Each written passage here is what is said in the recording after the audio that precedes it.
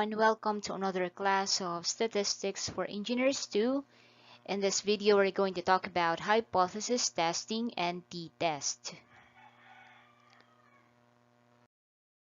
So our topic outline for today, so we have two parts. Part 1 is about a test of hypothesis, and it includes introduction, types of statistical hypothesis, significance level, and rejection and non-rejection area. So let's define first what is statistical hypothesis. So statistical hypothesis is a claim or assertion either about the value of a single parameter, population characteristic, or characteristic of a probability distribution, about the values of several parameters, or about the form of an entire probability distribution. So the truth or falsity of a statistical hypothesis is never known with absolute certainty unless we examine the entire population.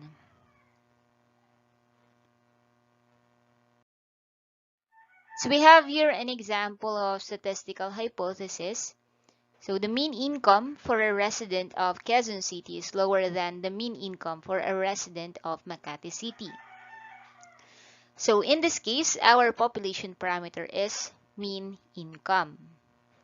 One population consists of residents of Quezon City, while the other consists of residents of Makati City. Now let's proceed with the types of hypothesis. We have two. First one is a null hypothesis denoted by H sub 0. It is the claim that is initially assumed to be true, the prior belief claim. The other one is the alternative hypothesis, and it is denoted by H sub 1. It is the assertion that is contradictory to H sub 0, or the null hypothesis. So for testing hypothesis, why do we want to reject the null hypothesis? Let's discuss the types of statistical error.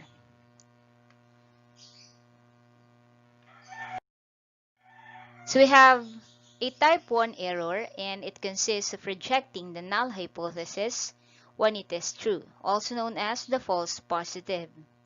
While the type 2 error involves not rejecting H sub 0 when H sub 0 is false, also known as false negative. So because of this, the alternative hypothesis is sometimes called the research hypothesis. Example, the mean income for a resident of Quezon City is lower than 50,000 pesos. Our null hypothesis is that the mu, or the mean income, is greater than or equal to 50,000 pesos, while the alternative hypothesis is that the mean income is less than 50,000. Significance level. So when we say significance level, it is the maximum probability of committing an error. Type 1 error is represented by the variable alpha, while the type 2 error is represented by beta.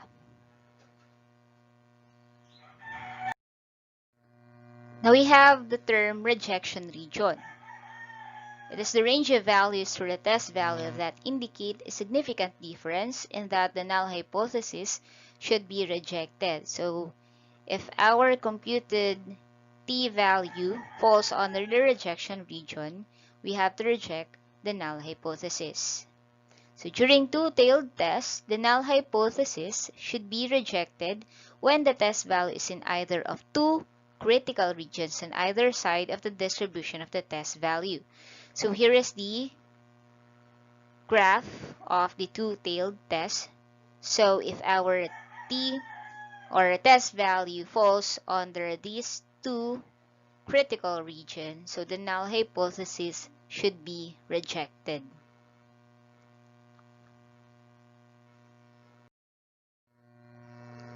During one-tailed test, so it indicates that the null hypothesis should be rejected when the test value is in the critical region on one side.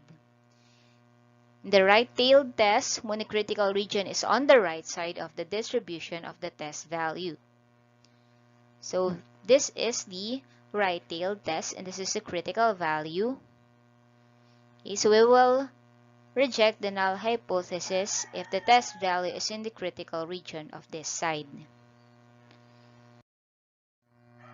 Similarly, during the left-tailed test, when the critical region is on the left side of the distribution of the test value, okay, so this is the critical region of the left-tailed test, so we will reject the null hypothesis if our test value falls under this region. Hypothesis testing common phrase. So for greater than, so these are the terms that we can see in our problem, like is greater than, is above, higher than, longer than, bigger than, is increased. For less than, so we have less than, below, lower than, shorter than, smaller than, and decrease or reduce from. For equal, we have is equal to, is the same as, does not change from, and is the same as. And for not equal, so it's not equal to, is different from, and has changed from, is not the same as. Now let's proceed with the second part of our discussion, the t-test topic. So under this, we have the introduction about what is t-test, when to use t-test, what type of t-test should I use, one sample t-test, two sample, two means paired t-test. So we have a known but equal variance and a known but unequal variance. What is this t-test? So a t-test is a statistical test that is used to compare the means of two groups. So we have two groups to compare. Then it is often used in hypothesis testing to determine whether a process or a treatment actually has an effect on the population of interest, or whether two groups are different from one another. So example, you want to know whether the mean petal length of iris flowers differs according to their species. You find two different species of irises growing in a garden and measure 25 petals of each species. You can test the difference between these two groups using a t-test. The null hypothesis is that the true difference between these group means is 0. And the alternative hypothesis is that the true difference is different from 0.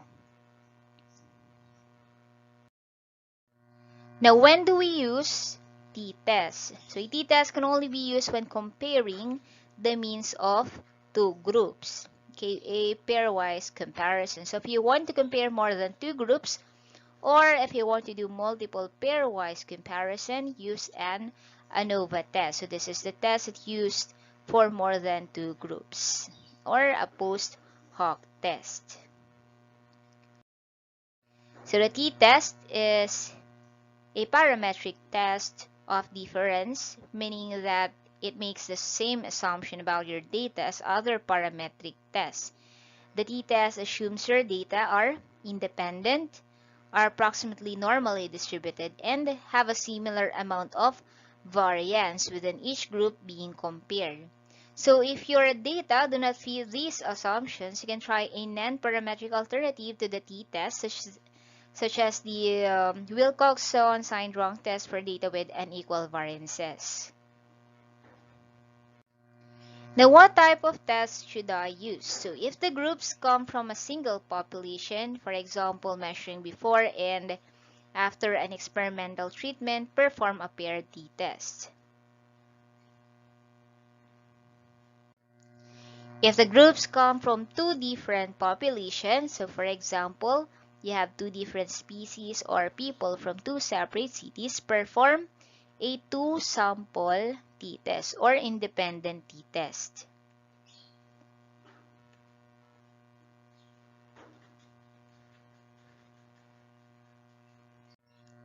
And if there is one group being compared against a standard value, so for example, comparing the acidity of a liquid to a neutral pH of 7, perform a one-sample t-test.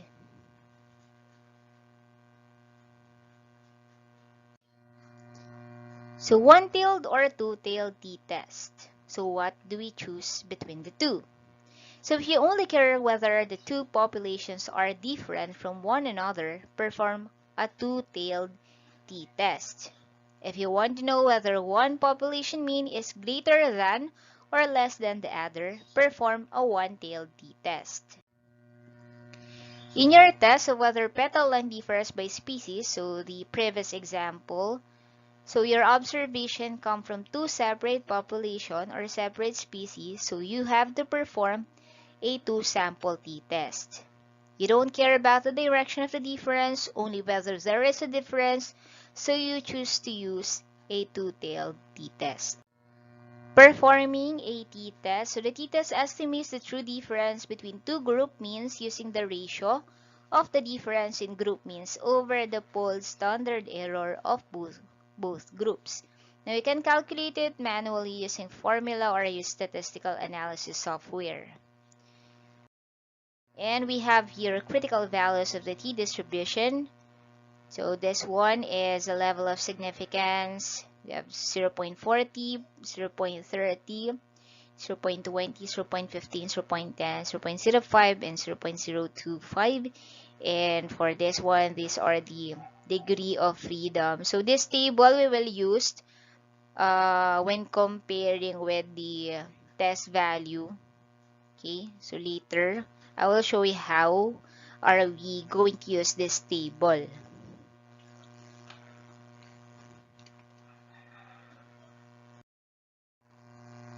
And so also this different level of significance.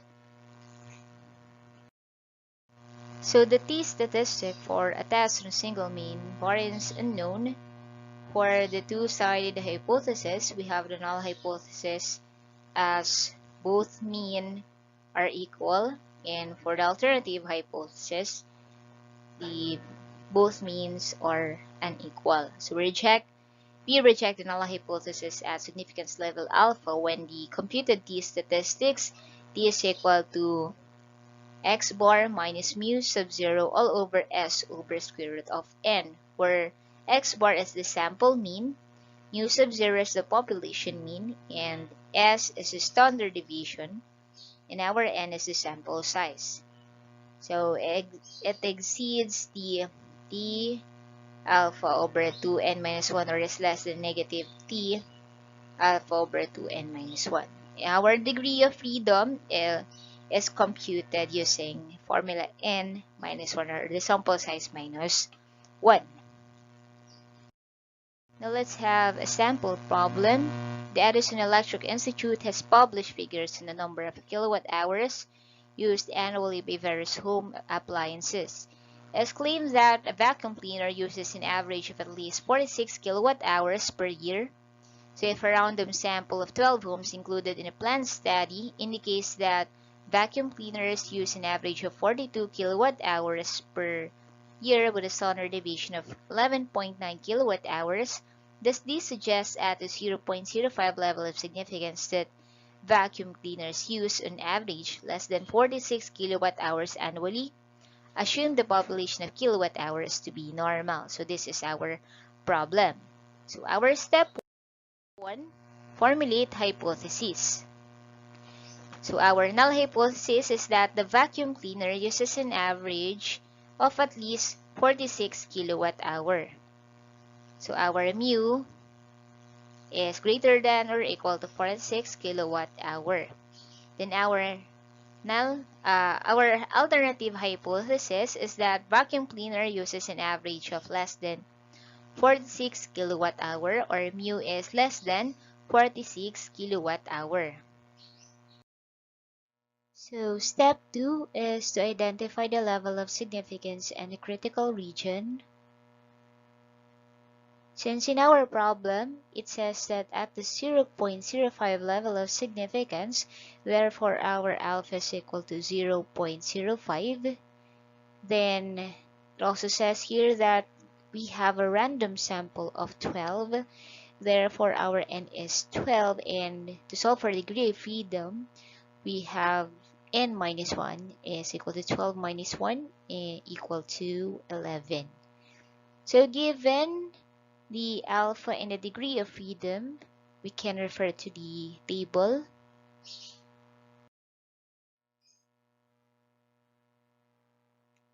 So this is the critical values of the t distribution. Our alpha is 0.05 and our degree of freedom is 11. Therefore, our critical value is equal to 1.796.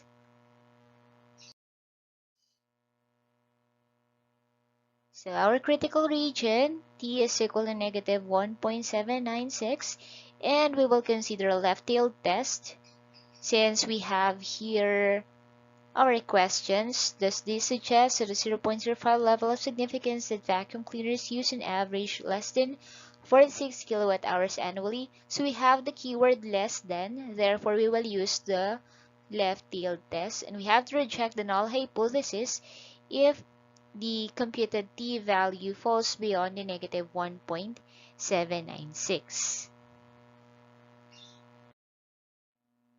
So our next step is to compute for the p-value or the test value given our x bar is equal to 42 kilowatt hour, s is equal to 11.9 kilowatt hour, n is equal to 12, and our mu sub 0 is equal to 46 kilowatt hours. We have to substitute these given to our formula. T is equal to x bar minus mu sub 0 all over s over square root of n. So substituting all these values, we have 42 minus 46 all over 11.9 over square root of 12. So we have negative 4 over 3.43523 equal to negative 1.1644. So this is our t value or p value. Okay, since our computed value is equal to negative 1.1644 and it is greater than negative 1.796, and if we will visualize our left-tailed test graph, so this is the graph, and our critical value negative 1.796 lies here, and if we will try to plot the computed p-value negative 1.1644, so it will fall in this region. That's why we will not reject the null hypothesis because it does not fall beyond this critical region. So the average number of kilowatt hours used annually by home vacuum cleaners is not significantly less than 46 kilowatt hours. Now let's proceed with two sample unknown but equal variance. So for two sample pooled t-tests, for the two solid hypothesis, our null hypothesis is that mu1 is equal to mu2, and our alternative hypothesis is that the mu1 is not equal to mu2.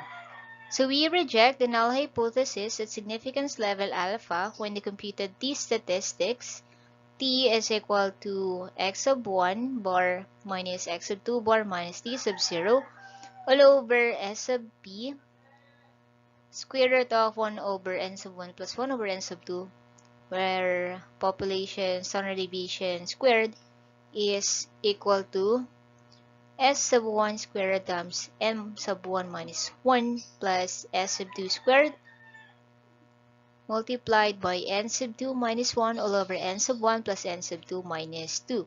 So we will reject our null hypothesis if this computed t value exceeds t alpha over 2 n sub 1 plus n sub 2 minus 2, or is less than negative t alpha over 2 n sub 1 plus n sub 2 minus 2, or the critical values. Now our degrees of freedom is computed by n sub 1 plus n sub 2 minus 2. Now let's have a sample problem. So an experiment was performed to compare the abrasive wear of two different laminated materials. 12 pieces of material 1. Okay, so 12 pieces of material 1 were tested by exposing each piece to a machine measuring wear. 10 pieces of material 2 were similarly tested. In each case, the depth of wear was observed. The samples of material 1 gave an average recorded wear of 85 units with a sample standard deviation of 4, while the samples of material 2 gave an average of 81 with a sample standard deviation of 5. can we conclude at the 0.05 level of significance that the abrasive wear of material 1 exceeds that of material 2 by more than 2 units? Assume the populations to be approximately normal with equal variances. So in this type of problem, class, you have to, it's okay, or it is better if you can list down all the given. Like for example, for material 1, how many pieces are there? So this will be our n sub 1. The number of samples, we have 12. For material 2, we have 10 pieces. Then we have x sub 1 bar, the average is 85. And a sample standard deviation for the material 1 is 4. Then for 2, we have the average of 81 and a sample standard deviation of 5. So that when we calculate for the t-value, it is easier because we will just substitute all the given values from the problem. Okay. So our step 1 to solve this problem is, of course, to formulate our hypothesis. H sub 0, the abrasive wear of material 1 does not exceed the material 2 by 2 units. So mu1 minus mu sub 2 is less than or equal to 2. Then our alternative hypothesis is that the abrasive wear of material 1 exceeds that of material 2 by more than 2 units. So mathematically, that is mu1 minus mu sub 2 is greater than 2. So next step is to identify our alpha and critical region. So it has mentioned in the problem that our level of significance is 0.05, so our alpha is 0.05. Then our degree of freedom, so as I've said a while ago, our sample for material 1 is 12 and our sample for material 2 is 10. So our degree of freedom is 12 plus 10 minus 2 is equal to 20. So in our table, we have level of significance equal to 0.05 and degree of freedom equal to 20. So our critical value is 1.725. And so our critical region, T is equal to 1.725. So right-tailed, so we have to reject the null hypothesis if it's beyond 1.725. Next is compute for the p-value or the test value. So we have here x sub 1 85, x sub 2 81, s sub 1 is 4, s sub 2 is 5, our standard deviations. Then our n sub 1 is 12, n sub 2 is 10. Then let's just substitute this in our formula for population standard deviation, or s sub p squared. So that is 4 squared multiplied by 12 minus 1 plus 5 squared multiplied by 10 minus 1 all over 12 plus 10 minus 2. Then we have 176 plus 225 over 20. So 20.05. Then let's extract square root of both sides. So we have s of p is equal to 4.47772. Then we will use this to get our test value. So 85 minus 81 minus 2 all over 4.47772 square root of 1 over 12 plus 1 over 10. Then we will have 2 over 4.47772 times 0.42817. Then multiply these two. We have 1.91725 in the denominator, and our final answer for the t-value is 1.04316. So as for the result, since our computed p-value is equal to 1.04316 and it is less than our critical value, which is 1.725, and if we will try to plot these values in our right-tailed test, so this is the critical value 1.725 and 1.04316 is here, somewhere here, and it's not in critical region. Therefore, we must not reject the null hypothesis. So we are unable to conclude that the abrasive wear of material 1 exceeds that of material 2 by more than 2 units. Then lastly, we have two sample unknown but unequal variance. So there are situations where the analyst is not able to assume that the mu1 is equal to mu2. So recall that if the populations are normal, we have this formula. We have t prime is equal to x sub 1 bar minus x sub 2 bar minus t sub 0 all over the square root of s sub 1 squared over n sub 1 plus s sub 2 squared over n sub 2. And it has an approximate distribution with approximate degrees of freedom. B is equal to the square root of s sub 1 squared over n sub 1 plus s sub 2 squared over n sub 2 all over s sub 1 squared over n sub 1 squared over n sub 1 minus 1 plus the square of s sub 2 squared over n sub 2 all over n sub 2 minus 1. So as a result, the test procedure is to not reject the null hypothesis when the computed value lies in this range. So with the given degrees of freedom above, so again, in the case of the pooled t-test, one-sided alternative suggests one-sided critical region.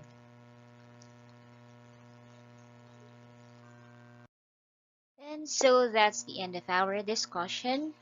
I hope you have learned a lot about hypothesis testing and t-test. See you next video.